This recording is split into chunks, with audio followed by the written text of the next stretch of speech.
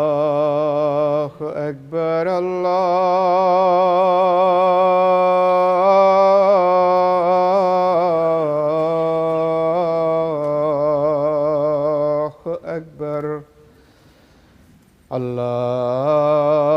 الله أكبر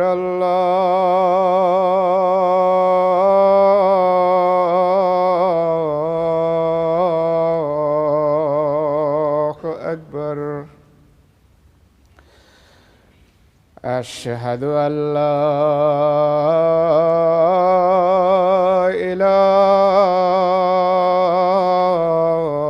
إله إلا الله أشهد أن لا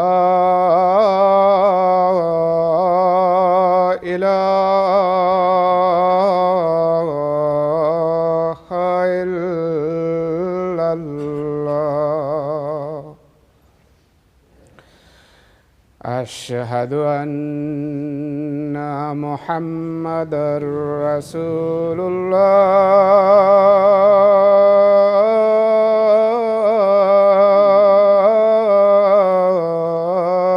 الله أشهد أن محمدًا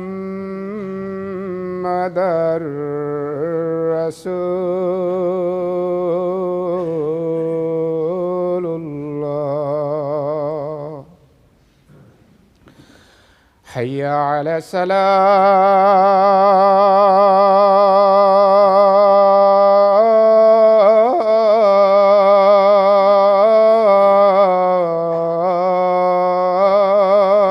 الصلاة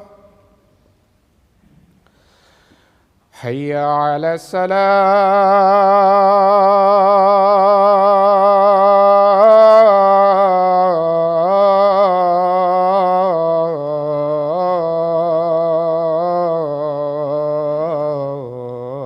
الصلاة حي على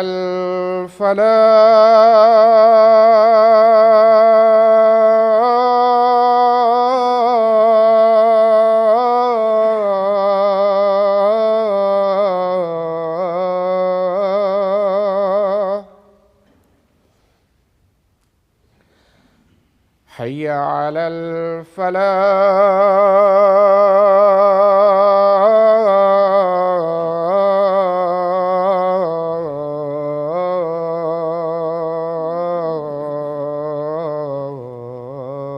الفلاح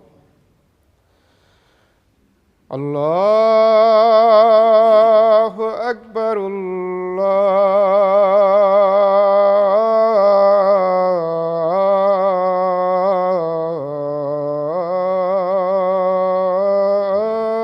الله أكبر لا إله إلا الله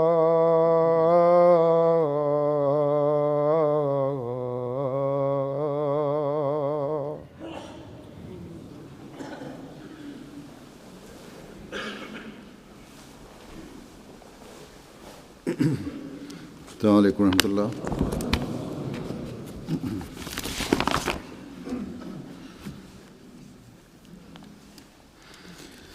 أشهد أن لا إله إلا الله وحده لا شريك له وأشهد أن محمدًا عبده ورسوله أما بعد فأعوذ بالله من الشيطان الرجيم بسم الله الرحمن الرحيم الحمد لله رب العالمين الرحمن الرحيم مالك يوم الدين إياك نعبد وإياك نستعين اهدنا الصراط المستقيم صراط الذين أنعمت عليهم غير المغضوب عليهم ولا الضالين.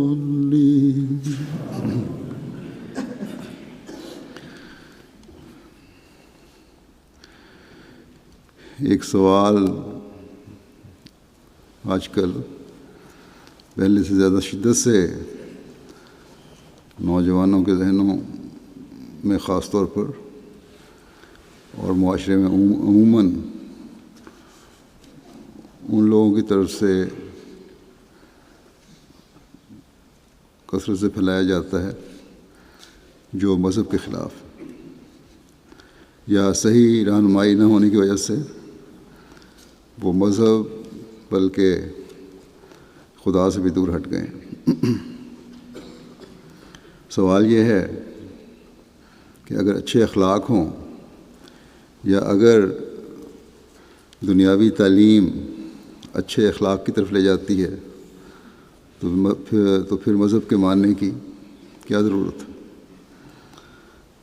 مذہب بھی تو یہی دعویٰ کرتا ہے کہ وہ تمہیں اچھے اخلاق سکھاتا ہے، یا مذہب کے ماننے والے یہ کہتے ہیں. تو اخلاق تو ہمارے اندر پیدا ہو گئے بغیر مذہب کے، بلکہ یہ بھی کہا جاتا ہے کہ دنیا داروں کی اکثریت کے اخلاق مذہب کے ماننے والوں کے اخلاق سے زیادہ بہتر ہیں، اور خاص طور پر اسلام کو اس حوالے سے نشانہ بنایا جاتا ہے. دوسرے مذاہب کی اکثریت تو مذہب کے معاملے میں تقریباً لا تعلق ہو چکی ہے. صرف اسلام ایسا مذہب ہے جس کی طرف منسوب ہونے والی اکثریت اپنے دین کے ماننے کا اظہار کرتی ہے، یا بے عمل مسلمانوں کی اکثریت بھی اپنے آپ کو کھل کر مسلمان کہتی ہے، مذہب کی طرف منسوب کرتی ہے. اسی لیے اصل حملہ اسلام پر ہی ہے، اور دین سے ہٹانے کی کوشش میں مختلف طریق سے مختلف نکات پیش کر کے ہمارے بچوں اور نوجوانوں کے ذہنوں کو زہر آلود کرنے کی کوشش کی جاتی ہے. خاص طور پر مغربی ممالک میں جو طرز تعلیم ہے، اس میں جستجو کی طرف، تحقیق کی طرف زیادہ توجہ دلائی جاتی ہے. یہ بڑی اچھی بات ہے، اس طرف توجہ ہونی چاہیے، لیکن اس کے صحیح طریق بھی ہونے چاہیے. تو بہرحال جب نوجوان یا نوجوانی میں قدم رکھنے والے لڑکے لڑکیاں اپنے گھر والوں میں، اپنے ماں باپ اور بڑوں کی طرف اس سوال اور ذہنوں میں پیدا کیے گئے اور پیدا ہونے والے مختلف سوالوں کے حل کی تلاش کے لیے جاتے ہیں، تو یا تو ماں باپ کے پاس اپنے معاشی اور معاشرتی ضروریات اور مصروفیات کی وجہ سے جواب دینے کا وقت نہیں ہوتا، یا علم نہیں ہوتا، اور اس وجہ سے ان کے سوالوں کا جواب دینے کے بجائے انہیں بسا اوقات دبانے کی کوشش کی جاتی ہے، جس سے نوجوانی میں قدم رکھنے والے بچے بھی سمجھتے ہیں کہ مذہب چاہے وہ اسلام ہی کیوں نہ ہو، اس کا دعویٰ تو ہے کہ سچا ہے اور تمام مسائل کا حل ہے، لیکن زمانے کے لحاظ سے عملی حل نہیں ہے یا جواب نہیں ہے، یا پھر یہ بھی یوں بھی ہوتا ہے کہ بڑوں کے عمل اور بچوں کو جو تعلیم دی جاتی ہے اس میں تفاوت ہوتا ہے۔ بچے ایک وقت تک تو تعلیم کی باتیں سن کر چپ رہتے ہیں، لیکن جب آزادی ملتی ہے تو دین سے دور ہٹ جاتے ہیں اور پھر مذہب سے دور لے جانے والوں کے قبضے میں چلے جاتے ہیں۔ یہی وجہ ہے کہ باوجود اسلام کی خوبصورت تعلیم اور زندہ مذہب ہونے کے اب مسلمانوں میں بھی ایسے لوگ نظر آتے ہیں جو مذہب اور خدا کے انکاری ہیں۔ بس ایسے حالات میں ہم میں سے ہر ایک کو اس طرح توجہ دینے کی ضرورت ہے کہ کس طرح اپنے آپ کو بھی ہم دین پر عمل کرنے والا بنائیں اور اپنی نسلوں کو بھی کس طرح ہم سنبھالیں۔ اس میں کوئی شک نہیں کہ اسلام ایک کامل مذہب ہے اور اس نے مختلف مسائل کے حل بتائے ہیں۔ قرآن کریم ایک مکمل اور کامل کتاب ہے اور حضرت صلی اللہ علیہ وسلم اس کا کامل اسوہ ہمارے سامنے پیش فرماتے ہیں، اور اس اسوے نے صحابہ رضوان اللہ علیہم میں ایک انقلابی تبدیلی پیدا کی۔ انہوں نے مذہب کو بھی سمجھا اور اخلاق کو بھی سمجھا، بلکہ مادی ترقی بھی حاصل کی، لیکن ہر چیز کو اپنی جگہ رکھنے کا ادراک بھی حاصل کیا کہ مذہب کہاں رکھنا ہے، اخلاق کہاں ہے، مادی ترقی کیا ہے۔ بس ہمارے نوجوانی میں قدم رکھنے والے بچوں، بلکہ خاص طور پر بڑوں کو یاد رکھنا چاہیے، کیونکہ اگلی نسلوں کو سنبھالنے کی ذمہ داری بڑوں کی ہے کہ ہم اخلاق کی درستی، مادی ترقی اور مذہب کے تعلق کو سمجھنے کی کوشش کریں اور پھر اپنی زندگیوں کو اس کے مطابق ڈھالیں۔ بڑے اس نقطے کو سمجھیں گے تو اگلی نسلوں کو بھی سنبھال سکیں گے،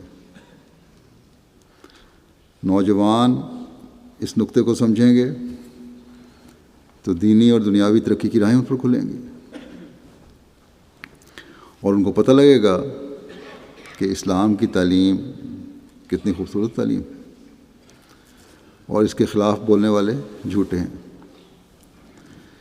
یہ مسئلہ جو آج زیادہ شدت سے لا مذہبوں یا مذہب مخالف لوگوں کی طرف سے اٹھایا جاتا ہے، یہ کوئی نئی بات نہیں ہے، پہلے بھی وقتاً فوقتاً اس طرح کے سوال اٹھتے رہے ہیں۔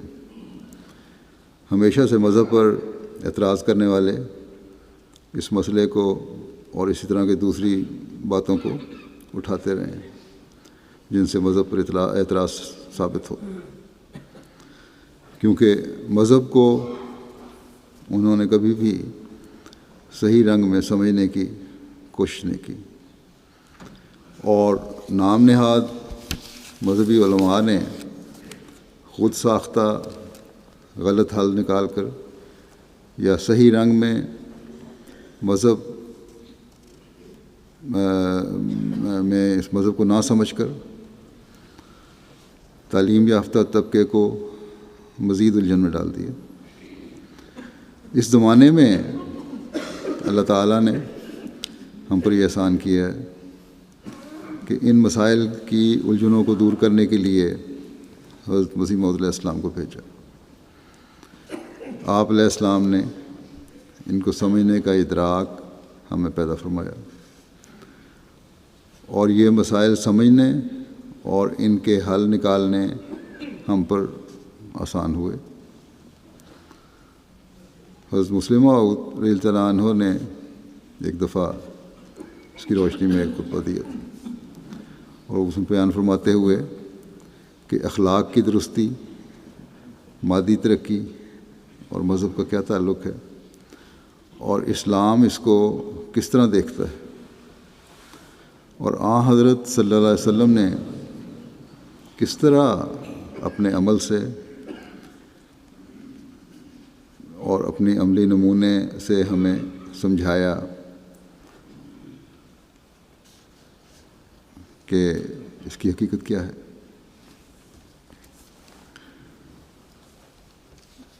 تو جیسا کہ میں نے کہا، آپ نے خطبے میں اس بارے میں بیان کیا اور ایک مختصر روشنی ڈالی تھی۔ اس سے استفادہ کرتے ہوئے یہ آج میں اس مضمون کو آپ کے سامنے پیش کروں گا۔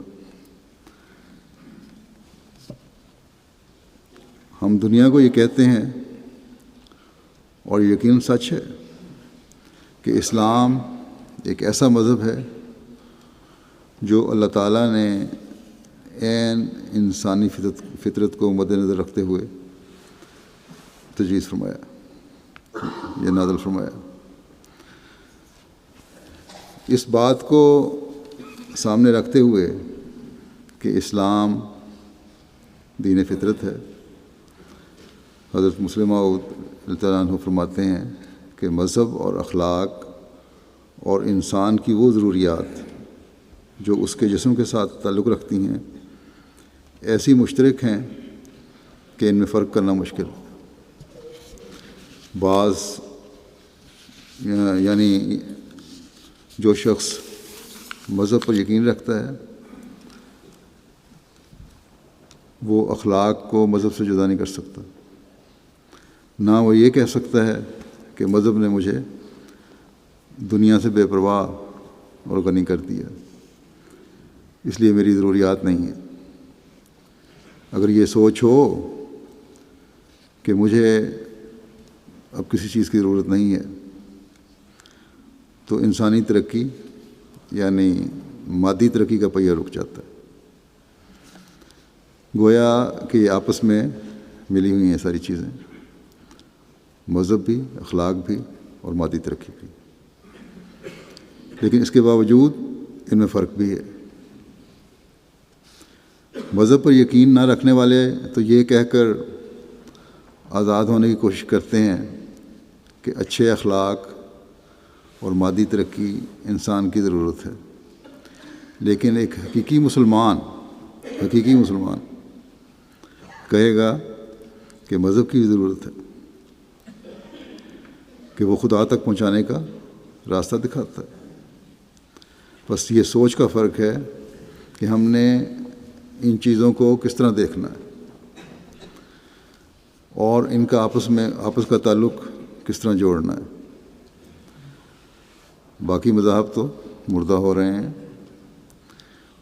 اسلام ہی ایک ایسا مذہب ہے جو ان کا آپس کا جوڑ ثابت کرتا ہے۔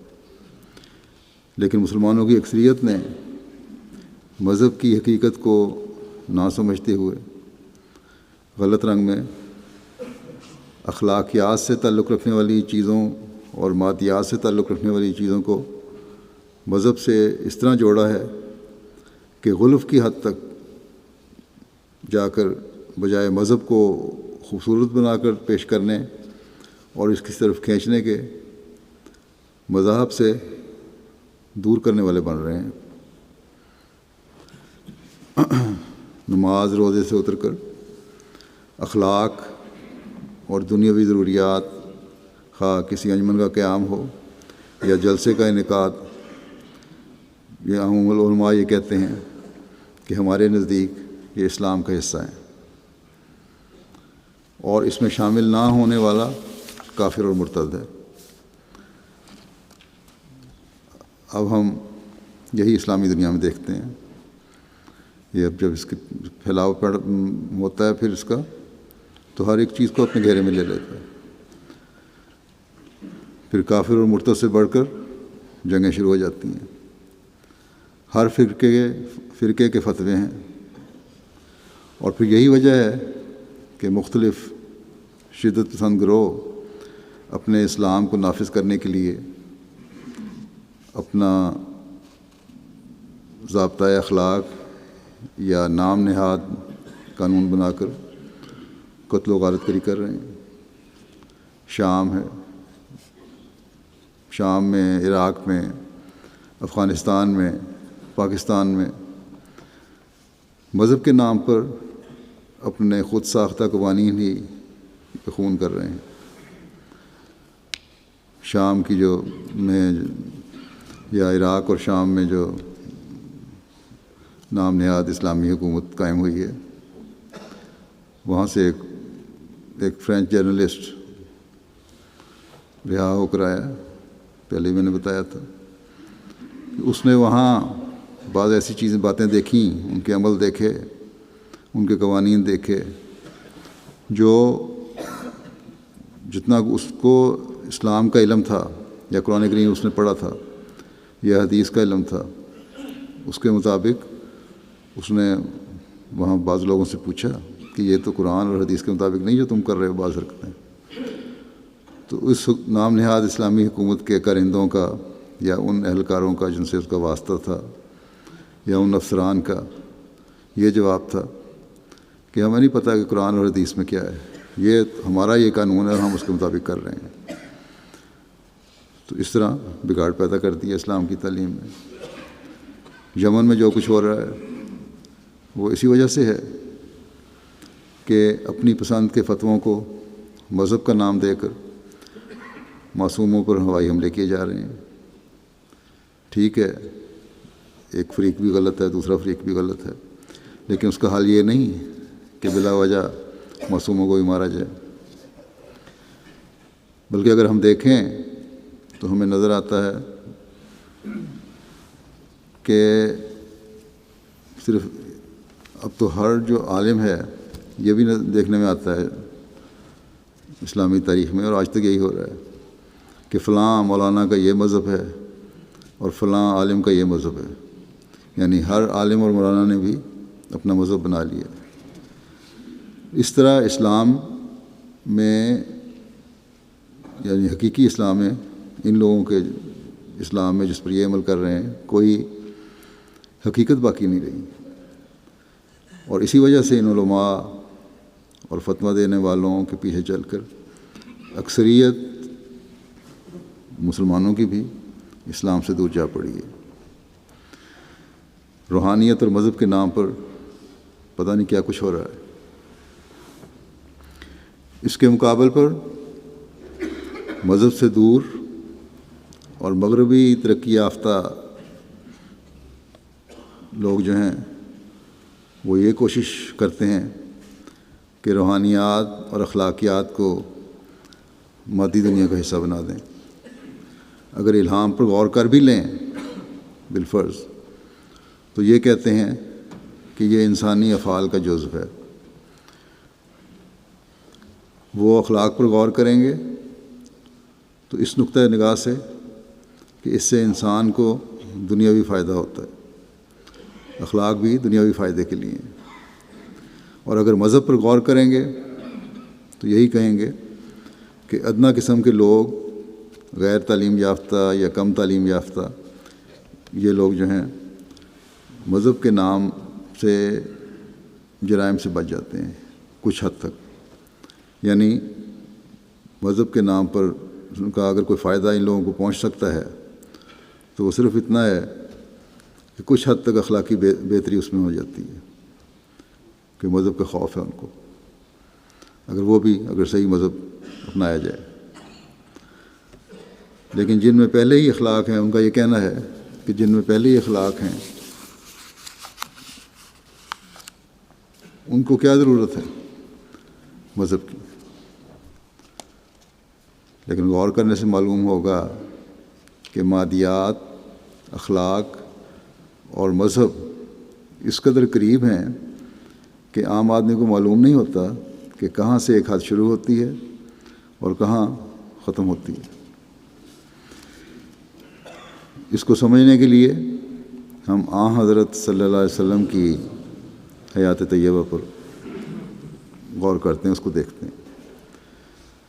آپ صلی اللہ علیہ وسلم دنیا کے مادی مسئلے بھی ہیں، اخلاقی مسئلے بھی ہیں اور روحانی مسئلے بھی ہیں۔ آپ صلی اللہ علیہ وسلم کی حیات طیبہ تمام کی جامع ہے۔ اگر ایک طرف آپ حکم فرماتے ہیں کہ الدعاء مخ العبادہ، تو دوسری طرف روحانیت کی تکمیل کے متعلق زور بھی دیتے ہیں۔ پھر یہی نہیں کہ نماز پڑھ لی اور مسئلہ حل ہو گیا، بلکہ اس کے مدارج بھی طے کرنے، روحانیت کو بڑھانا بھی ہے۔ دعا کا تعلق اللہ تعالیٰ اور بندے کے درمیان ایسا ہے جیسے بچے اور ماں کا تعلق ہوتا ہے۔ دعا کے معنی پکارنے کے ہیں۔ پکارنے والا تب پکارتا ہے جب یقین ہو کہ کوئی میری مدد کرے گا۔ کوئی اپنے دشمن کو تو مدد کے لیے نہیں پکارتا۔ جب ہم دعا کرتے ہیں یا کرنا چاہتے ہیں تو کس طرح اس کو ہمیں دیکھنا چاہیے۔ دعا میں حضرت مسلم موعود کے نزدیک 3 چیزوں کا پایا جانا ضروری ہے۔ اول یہ کہ دل میں یقین کرے کہ میری بات قبول کی جائے گی۔ دوسرے یہ اعتماد رکھے کہ جس کو میں پکارتا ہوں اس میں مدد کرنے کی طاقت ہے۔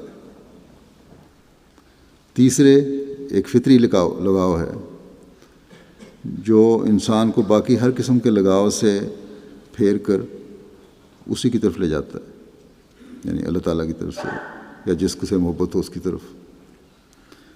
پہلے 2 تو عقلی نکتے ہیں، کیونکہ اگر یقین نہیں کہ جو پکار میں کر رہا ہوں وہ سنی جائے گی، اور یہ اعتماد نہیں کہ جس کو میں پکار رہا ہوں اس میں مدد کی طاقت ہے، تو پھر یہ بیوقوفی ہے کہ اسے مدد کے لیے پکارا جائے، پھر دعا فضول چیز ہے۔ تیسری بات فطری لگاؤ یا فطرتی محبت ہے، جو ہر دوسری چیز کی طرف سے آنکھ بند کر کے صرف محبوب کی طرف لے جاتی ہے۔ اس کے لیے بچے کی اور ماں کی مثال ہے، جیسے پہلے بھی دی گئی۔ بچے کا ماں سے فطرتی تعلق ہے، قطع نظر اس کے کہ ماں بچے کی مدد کر سکے یا نہ کر سکے، وہ اسے ہی پکارتا ہے۔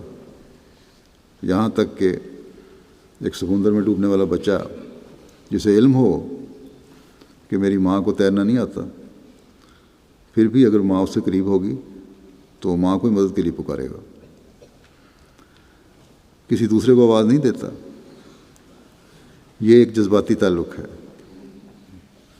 جس کے متعلق حضرت صلی اللہ علیہ وسلم نے فرمایا الدعاء مخ العبادہ، یعنی بغیر دعا کے انسان کے ایمان کو کامل نہیں کیا جا سکتا۔ بس حضرت صلی اللہ علیہ وسلم نے بندے اور اللہ تعالیٰ کے درمیان تعلق کو بچے اور ماں کا تعلق قرار دیا ہے کہ آنکھ بند کر کے اس کی طرف بھاگو، اس کی طرف جاؤ۔ پھر دوسری چیز اخلاق ہیں۔ اس میں ہم دیکھتے ہیں کہ حضرت صلی اللہ علیہ وسلم کی زندگی میں ایسے باریک در باریک اخلاقی پہلو ہیں کہ باریک نگاہ سے دیکھنے والا بھی نہیں دیکھ سکتا، ان تک نہیں جا سکتا جب تک آپ کی رہنمائی نہ ہو۔ اب بیویوں سے حسن سلوک ہے اور محبت کا اظہار ہے، گھر کے ماحول کو خوشگوار رکھنے کے لیے یہ بہت ضروری بھی ہے۔ یہ بنیادی اخلاق میں سے چیز ہے ایک۔ بیویوں کے معاملے میں آپ صلی اللہ علیہ وسلم کس حد تک باریکی سے خیال رکھتے تھے. آپ کو متعلق آتا ہے کہ جب کوئی آپ کی بیوی برتن میں پانی پیتی تو آپ نے جب پانی پینا ہوتا تو آپ اس جگہ منہ لگا کر پیتے جہاں سے اس نے پیا تھا. یہ بڑی چھوٹی سی بات ہے مگر کیسا باریک نقطہ ہے کہ انسانی محبت صرف بڑی بڑی باتوں سے نہیں بلکہ چھوٹی چھوٹی باتوں سے ظاہر ہوتی ہے. پھر یہی نہیں، آپ کی سیرت کا مطالعہ کریں تو پتہ چلتا ہے کہ اخلاق کے بڑے بڑے معاملات میں بھی آپ نے ایسی تعلیم دی ہے اور ایسا اسوہ دکھایا ہے کہ دیکھنے سے لگتا ہے کہ آپ تمام عمر صرف اخلاقیات کا ہی مطالعہ کرتے رہے اور اس کو درس دیتے رہے. بنی نوع انسان کے باہمی تعلقات، رشتہ داروں کے باہمی تعلقات، انسان کے اپنے ذاتی کریکٹر کی تفصیلات، جھوٹ، خیانت، بدگمانی سے پرہیز، تمام امور ایسے ہیں جن میں آپ کا اسوہ اور تعلیم کامل اور مکمل ہے. اور کوئی شخص 20 زندگیاں بھی پا کر ایسا نمونہ نہیں دکھا سکتا جیسا آن صلی اللہ علیہ وسلم نے ہمیں دکھایا. پھر تیسری چیز مادیات ہے. اس میں ہم دیکھتے ہیں کہ رسول کریم صلی اللہ علیہ وسلم کی تعلیم اس طرف بھی ہمیں رہنمائی کرتی ہے. مثلا ایک شہری زندگی کے لیے سڑکوں کو کھلا رکھنا ہے، پانی کی صفائی کا انتظام ہے. شہر بسائے جاتے ہیں یا آبادیاں نئی قائم کی جاتی ہیں تو ان کی طرف بڑے بڑے انجینئر اور سوچنے والے سوچتے ہیں، اس طرف توجہ دیتے ہیں. آپ نے اس طرف ہمیں توجہ دلائی. راستوں کی صفائی کا تعلق ہے، آپ نے اس طرف توجہ دلائی. مکانوں کو کھلے اور ہوادار بنانے کا تعلق ہے، آپ نے اس طرف توجہ دلائی. تمام مادی چیزوں اور دنیاوی چیزوں کی طرف بھی آپ نے توجہ دلائی، چاہے وہ حکومتی معاملات ہیں یا تمدن ہے یا تجارت ہے یا صنعت ہے. ہر چیز کو اپنے اپنے موقع پر آپ نے بیان فرمایا اور اس کی بڑی تفصیلات آپ کی سیرت میں ملتی ہیں. لیکن اس کے باوجود آج کل کے مذہبی رہنماؤں کی طرح ہر چیز کو آپ نے مذہب کا حصہ قرار نہیں دیا. مثلا ایک واقعہ آپ کو متعلق آتا ہے کہ کچھ ذمہ دار اپنے کھجور کے باغ میں نر کا کھجور کے پودے نر اور مادہ علیحدہ علیحدہ ہوتے ہیں. نر کا مادہ جو ہے انگور جو ہے وہ مادہ میں ڈال رہے تھے. آپ کا وہاں سے گزرے ہوا، آپ نے فرمایا کہ کیا حرج ہے اگر اس کو اس طرح نہ ملاؤ، خود بھی ہوا کے ذریعے سے یہ مل سکتا ہے نر اور مادہ. لوگوں نے اسے ملانا چھوڑ دیا. اس سال یا اگلے سال اس پر نہیں عمل ہوا تو پھل بہت کم آیا. آپ صلی اللہ علیہ وسلم نے وجہ پوچھی تو لوگوں نے کہا یا رسول اللہ آپ نے منع فرمایا تھا. آپ نے فرمایا میں نے حکم نہیں دیا تھا. ان دنیاوی باتوں کو آپ لوگ مجھ سے زیادہ بہتر جانتے ہیں. حضرت مسلم فرماتے ہیں کہ یہاں اب گویا رسول اللہ صلی اللہ علیہ وسلم نے مادیات کو مذہب سے جدا کر دیا. وہ زبان بھی خدا کے رسول کی زبان تھی جس نے یہ کہا تھا کیا ضرورت ہے ملانے کی، اور وہی زبان اللہ تعالیٰ کے احکامات بھی بتاتی تھی ہمیں. مگر باوجود اس کے کہ وہ خدا کے رسول کی زبان تھی، آپ نے مادیات کو مادیات قرار دے کر فرمایا کہ تم ان باتوں کو زیادہ جانتے ہو. مگر آج کل کے مولوی خواہ ان کے منہ سے انہونی بات ہی نکلے، اس کے نام ماننے سے اسلام کے دائرے سے خارج اور کافر اور مرتد کا سوال پیدا ہو جاتا ہے۔ دوسری طرف یہ مغربی یا نام نہاد ترقی یافتہ یا ترقی یافتہ گروہ ہے، ان کے نزدیک نہ مذہب پر ایمان لانا ضروری ہے، نہ مذہب کی تعلیم کی عزت ہے، نہ اخلاق کی حرمت ہے۔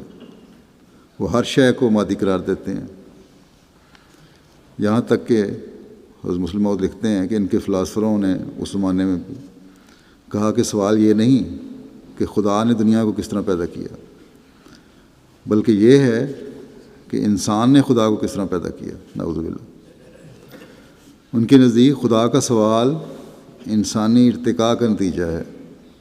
اگر خدا کا وجود ایک حقیقت بھی ہے تو پھر بھی وہ دماغی ترقی کی انتہائی کڑی ہے اور کچھ نہیں اس کے علاوہ۔ ان کے نزدیک انسان نے ایک اچھا نمونہ تلاش کرنا چاہا، جب وہ انسانوں میں ایک عمدہ نمونہ تلاش نہ کر سکے تو انہوں نے انسانوں سے باہر ایک ذہنی نقشہ قائم کیا، تصورات میں ایک نقشہ قائم کیا۔ پہلی کوشش انسان کی ایسی کامیاب نہ تھی اس نقشے کو قائم کرنے میں، مگر جوں جوں وہ زیادہ غور کرتا گیا، زیادہ ترقی کرتا گیا، یہاں تک کہ اس نے ایک کامل نقشہ تیار کر لیا اور اس کا نام خدا ہے۔ یہ مسلمان فلاسفروں کے نزدیک، اور اب بھی بعض کہتے ہیں یہ خدا کا تصور ہے۔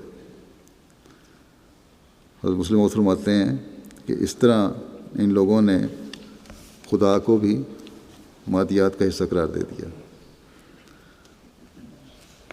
اس زمانے کے فلاسفروں نے یہ خود ساختہ خدا بنایا تھا، اور بہت سے ان میں سے ایسے بھی تھے جو اس خود ساختہ خدا پر یقین بھی رکھتے تھے، لیکن پھر بعد کے آنے والے جو فلاسفر ہیں یا ترقی یافتہ کہلانے والے ہیں، اس طرح کے مادی خدا بنانے کی وجہ سے آہستہ آہستہ پھر مذہب سے دور ہٹتے گئے، اور آج کل اسی خیال کی وجہ سے خدا، یہ اس خیال کی وجہ سے کہ خدا ایک خود ساختہ چیز ہے، موجودہ فلاسفر دیریت کی طرف چلے گئے ہیں، بلکہ تعلیم اور روشن خیالی کے نام پر مغربی ممالک میں رہنے والوں کی اکثریت خدا کے وجود سے انکاری ہو چکی ہے، اور صرف اخلاق اور مادی ترقی کو سب کچھ سمجھتے ہیں۔ اور ان دیریت پسند لوگوں کے جو نظریات ہیں، ان کو آج کل کے مولوی مزید ہوا دیتے ہیں، جو اپنی ہر چیز اور اپنے ہر نظریے کو مذہب کا حصہ ٹھہرا کر عجیب جہالت پھیلا دی ہے انہوں نے۔ بس اس لحاظ سے ہم دیکھیں تو آج کل کے علماء بھی غلطی خوردہ ہیں، اور مذہب کو مادیت سمجھنے والے اور اس کا انکار کرنے والے بھی غلطی خوردہ ہیں۔ ہم احمدی خوش قسمت ہیں کہ ہمیں حضرت مسیح موعود علیہ الصلوۃ والسلام نے ان چیزوں سے بچا کر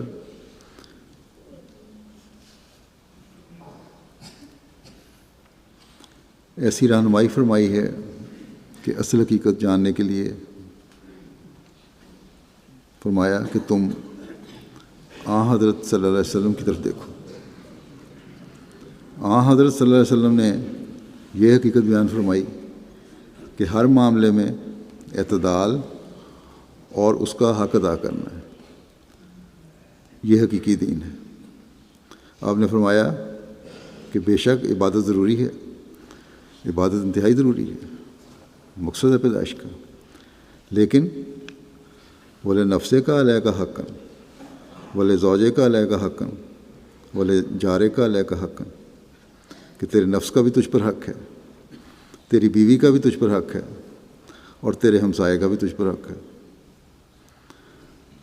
اور ان کے حصول کے لیے ہمیں 3 قسم کے ذرائع کا استعمال کرنا ضروری ہے۔ پہلی بات تو دعا اور اللہ تعالیٰ کی طرف جھکنا اور عبادت ہے. دوسرے نفس پر قابو پانا، جذبات کو دبانا، انسانی نفسیات پر غور کرنا. تیسرے اپنے کام اور اپنے پیشے میں دیانت سے کام لینا اور دنیاوی اور سائنس کا علم حاصل کرنا ضروری ہے. اگر ہم غور کریں تو نفس کے حق کے لیے دعا اور اللہ تعالیٰ سے تعلق ہے، ضروری چیز ہے. جذبات پر قابو پانا ہے، یہ بھی ضروری چیز ہے. جذبات ہی بعض دفعہ بے لگام ہو کر اپنے نفس کے حقوق سے بھی محروم کر دیتے ہیں یا ظلم کرنے پر آمادہ کر دیتے ہیں. اپنے علم میں اضافہ کر کے اپنے کام میں دیانت سے کام لے کر اپنی زندگی کی روحانی حالت اور اخلاقی حالت اور مالی حالت کو ہم سنوار سکتے ہیں. اسی طرح اپنے اہل و عیال کے حق کی ادائیگی کے لیے بھی دعا ہے، جذبات پر کنٹرول ہے اور مادی ضروریات کا پورا کرنا ہے. اسی طرح ہمسائے، فرمایا کہ تمہارے ہمسائے کا بھی تم پر حق ہے، یعنی معاشرے کے حق کی ادائیگی بھی اس وقت ہوگی جب ہم اس کے لیے دعا بھی کریں گے، ان کے حق ادا کریں گے، ان کی نفسیات کو سمجھیں گے اور اس کے مطابق جو دین کا پیغام پہنچانا ہے وہ پہنچائیں گے. یہ بھی ان کا حق ہے کہ ان کو دین سے آگاہ کیا جائے. اور پھر اپنے علم میں ترقی اور کام میں محنت سے مجموعی طور پر ملک کی ترقی میں بھی ہم حصہ دار بنیں گے. یہ بھی ہمسائے کے حقوق میں اور معاشرے کے حقوق میں آ جاتا ہے. اور جب معاشرے میں اس سوچ کے ساتھ ہر ایک کوشش کر رہا ہوگا تو معاشرہ روحانی، اخلاقی اور مادی ہر طرح کی ترقی کا بہترین نمونہ ہوگا. مسلمانوں کی بدحالی کی وجہ یہ ہے کہ انہوں نے خدا کے مذہب کو مقدم کر کے ان باتوں کا خیال نہیں رکھا جو بھی میں بیان کی ہیں، بلکہ اپنے نفسانی جذبات کا نام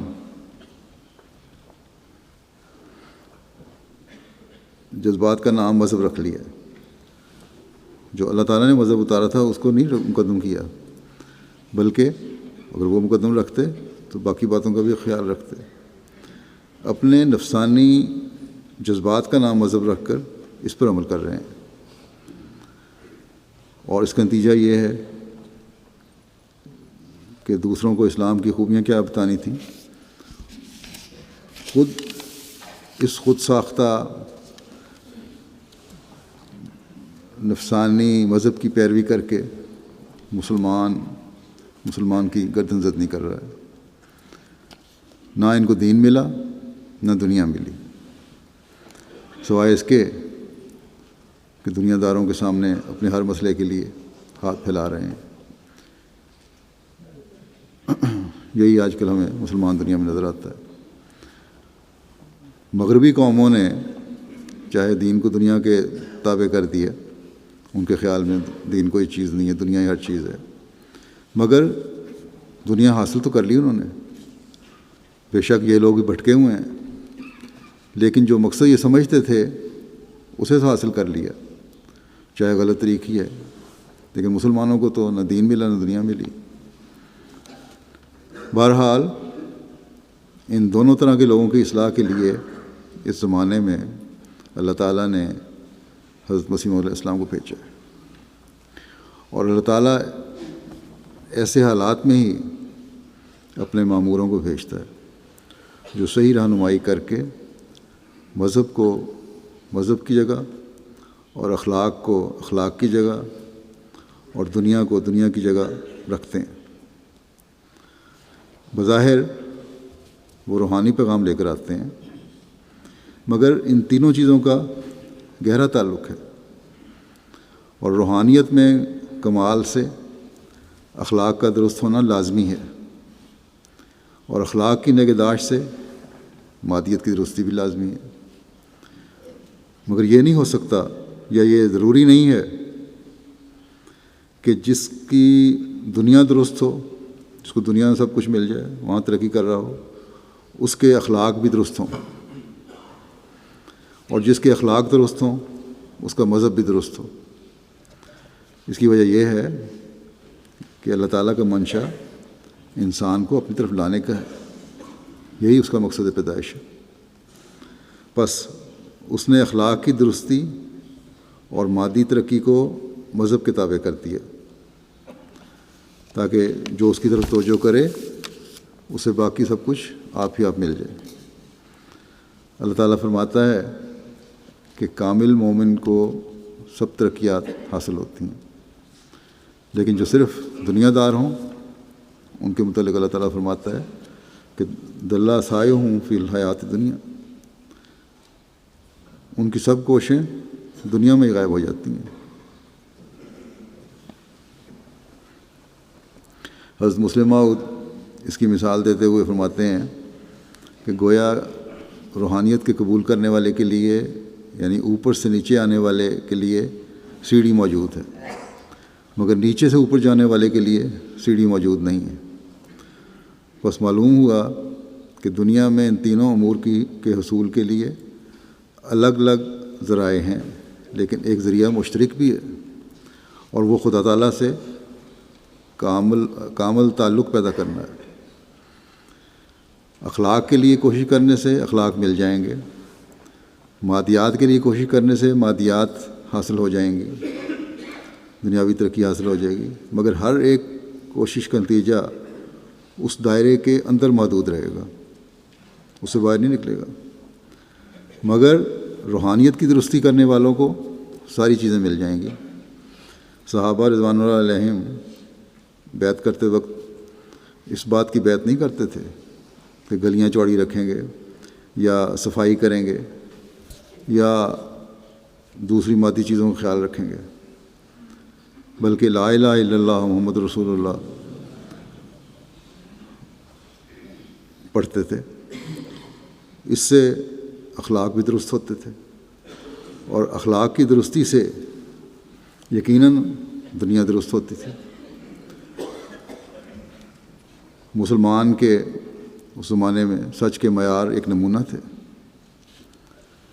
تجارت میں دیانتداری کی وجہ سے مسلمانوں کے سپرد دنیا والے بے دھڑک اپنی تجارتیں کر دیا کرتے تھے۔ رعایا سے انصاف دیکھ کر لوگ چاہتے تھے کہ مسلمان ہمارے حکمران ہوں۔ حضرت عمر رضی اللہ عنہ کے زمانے میں ایک موقع پر شام سے مسلمانوں کو نکلنا پڑا، کیونکہ اس وقت رومی فوجوں کے زیادہ ہونے کی وجہ سے مقابلہ مشکل تھا۔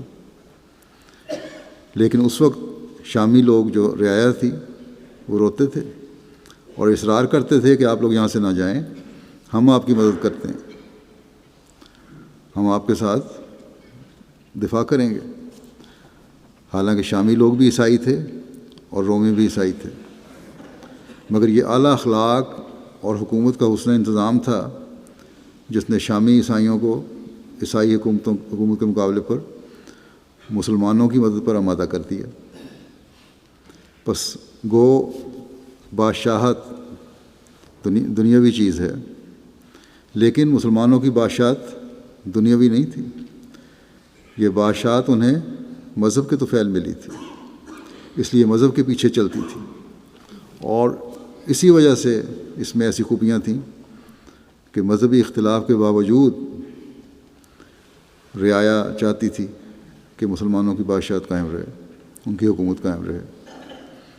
گو مسلمانوں کو بادشاہت لا الہ الا اللہ محمد رسول اللہ کے طفیل ملی تھی، لیکن صرف زبانی دعویٰ نہیں تھا، بلکہ حقیقی ایمان کے طفیل ملی تھی، کیونکہ زبانی دعوے والا تو دنیا سے بھی ہاتھ دھو بیٹھتا ہے، مگر جس کو سچا مذہب مل جائے اس کے اخلاق بھی درست ہو جاتے ہیں اور دنیا بھی۔ کاش کہ آج کے مسلمان حکمران اس نقطے کو سمجھیں اور اپنی حکومتوں کو اس نہج پر چلائیں۔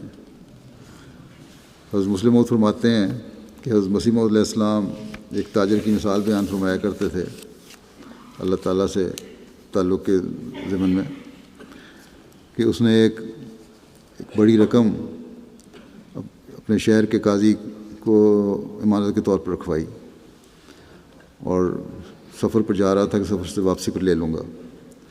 جب واپس آیا اور اپنی رقم کی تھیلی مانگی تو قاضی صاحب نے صاف انکار کر دیا کہ میں نے کوئی امانت نہیں رکھی اور نہ میں امانتیں رکھا کرتا ہوں، کیسی تھیلی اور کیسی امانت۔ تاجر نے بہت سی نشانیاں بتائیں لیکن قاضی انکاری تھا کہ میں نے تو کہہ دیا کہ امانتیں رکھا ہی نہیں کرتا۔ اس پر تاجر پریشان ہوا۔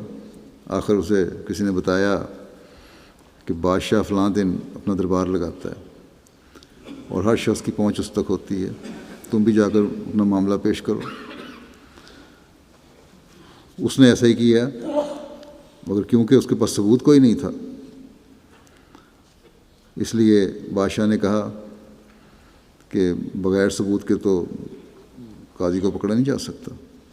ہاں، بادشاہ نے خود ہی ایک صورت بتائی کہ فلاں دن میری سواری اور جلوس نکلے گا، شہر میں جائے گا، تم اس دن قاضی کے قریب کھڑے ہو جانا، کیونکہ یہ بڑے بڑے لوگ استقبال کے لیے موجود ہوتے ہیں سڑک پہ۔ میں جب آؤں گا تو تم سے بے تکلفی سے باتیں کروں گا، تم بھی ایسے ظاہر کرنا جیسے میرے دوست ہو، ڈرنا نہیں کہ بادشاہ ہوں کچھ ہو جائے گا۔ تم سے میں پوچھوں گا کہ بڑے عرصے سے ملے نہیں تو تم بتانا کہ پہلے تو میں سفر پہ گیا ہوا تھا، پھر واپس آیا تو ایک شخص کے پاس امانت رکھی ہوئی تھی، اس کا جھگڑا چل رہا ہے، وصولی کی کوشش میں ہوں۔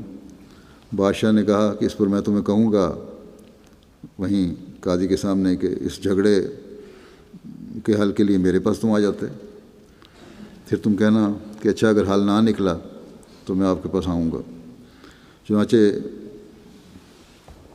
اس دن جب بادشاہ آیا اس تاجر نے ایسا ہی کیا، یہ سوال جواب ہوئے۔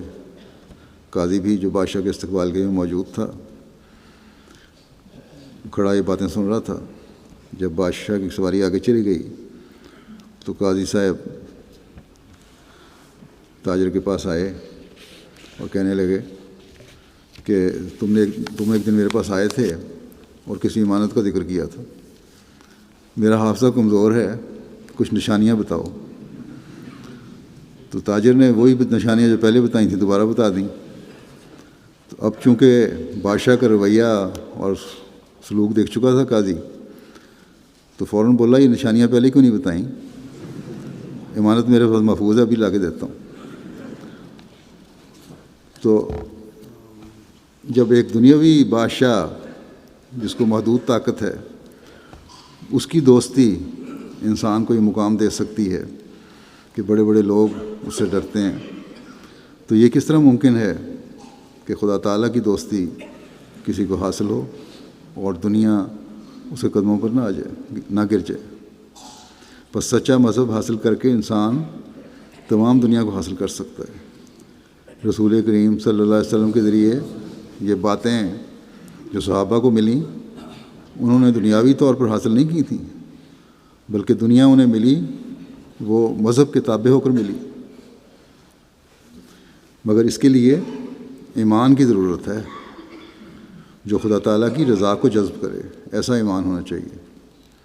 ایک شخص جسے کامل ایمان حاصل ہو وہ کس طرح اعلیٰ اخلاق کو چھوڑ سکتا ہے؟ اگر اخلاق کے سارے شعبے انسان اختیار کرے اور ان پر عمل کرے تو سچائی، دیانت، ایمانت، تقوی اور طہارت سبھی کچھ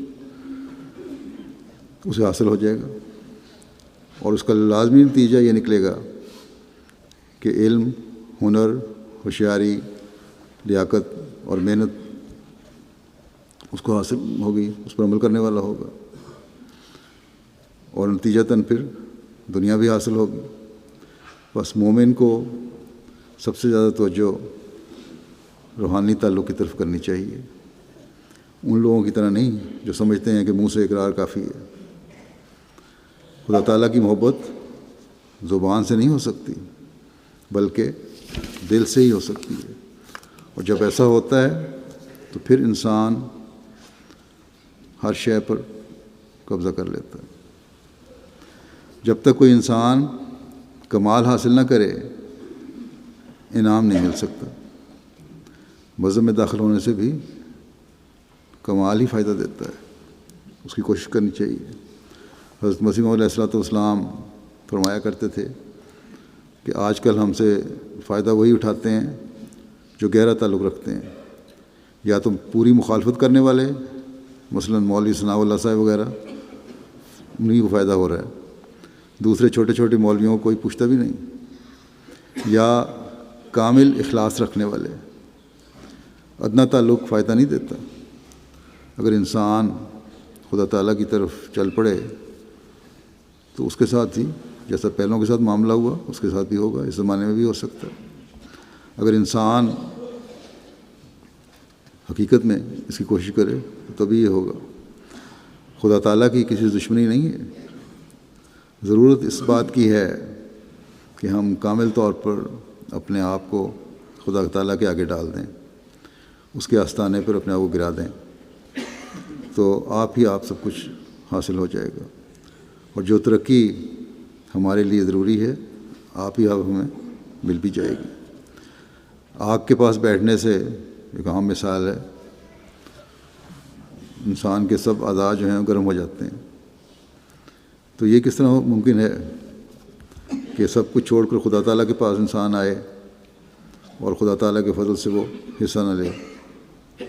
بس ہمیں کوشش کرنی چاہیے کہ خدا کو حاصل کریں، خدا تعالیٰ کے بھیجے ہوئے مذہب کی حقیقت کو سمجھیں، خدا تعالیٰ کی محبت کو ایک ایسی شے بنائیں جو تبھی چیز بن جائے،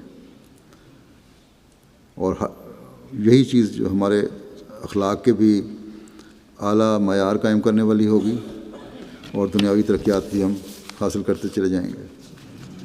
اللہ تعالیٰ کے نور سے اگر ہم حصہ لینے کی کوشش کریں تو تبھی ہم حقیقت میں فیض پا سکتے ہیں۔ جب ہم ایک لگن کے ساتھ اس کے ایک حصے اس نور سے حصہ لینے کی کوشش کریں گے تو جھوٹ جو اندھیرا ہے وہ بھی ہم سے خود بخود الگ ہو جائے گا۔ سستی، فریب اور دغا اور دوسرے جو برائیاں ہیں، دوسروں کے حق مارنا، یہ سب ظلمات ہیں، یہ بھی خود بخود دور ہو جائیں گی اللہ تعالیٰ کے نور کی وجہ سے۔ ہمارے اخلاق بھی بلند ہوتے چلے جائیں گے اور دنیاوی ترقیات بھی ملتی رہیں گی۔ بس اس معاشرے میں رہتے ہوئے اپنی نسلوں کو اگر دنیا داری کے بد اثرات سے بچانا ہے، مذہب اور اخلاق کا جوڑ انہیں سمجھانا ہے، دنیاوی ترقی کو بھی حقیقی مذہب کے تابع ثابت کر کے انہیں مذہب سے جوڑنا ہے، یعنی اپنی نسلوں کو، تو ہمیں اللہ تعالیٰ سے حقیقی تعلق جوڑنے کی خود بھی کوشش کرنی چاہیے۔ اللہ تعالیٰ ہمیں اس کی توفیق عطا فرمائے۔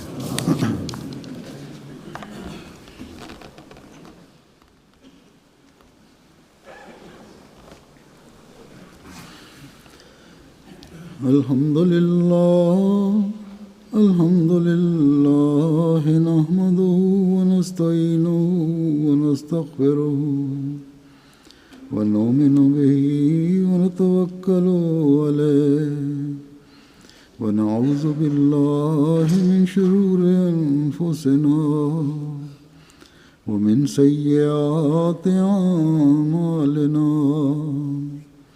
من يهده الله فلا مضل له ومن يضلل فلا هادي له ونشهد أن لا إله إلا الله ونشهد أن محمدا عبده ورسوله عباد الله رحمكم الله إن الله يأمر بالعدل والإحسان وإيتاء ذي القربى وينهى عن الفحشاء والمنكر والبغي يعظكم لعلكم تذكرون اذكروا الله يذكركم وادعوه يستجب لكم ولذكر الله